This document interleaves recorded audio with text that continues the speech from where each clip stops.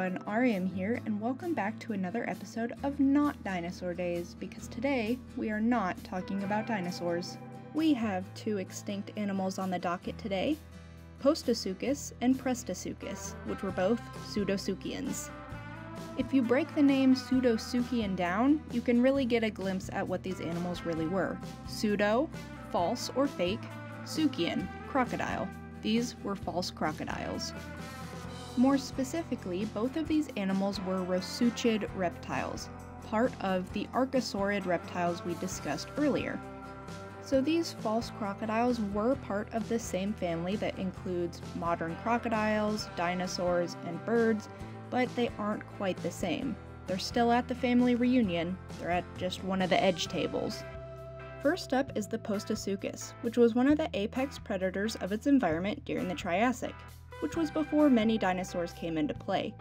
However, it likely did eat some of the first dinosaurs, including Coelophysis. Now, if you grew up watching Walking with Dinosaurs like I did, you might still think that Postosuchus walked on all fours, but this is no longer the case. There is evidence that their front limbs could have supported weight to some degree, however their body structure is so similar to fully bipedal theropods that it's generally considered right now that they were mostly bipedal, but potentially that they could have walked on all fours for short periods of time. Next up is Prestosuchus, which did actually walk on all fours. Walking on all fours is more similar to modern crocodilians than you see with Postosuchus, but Prestosuchus's limbs were all underneath of its body, not splayed out to the side like you see in modern-day crocodilians.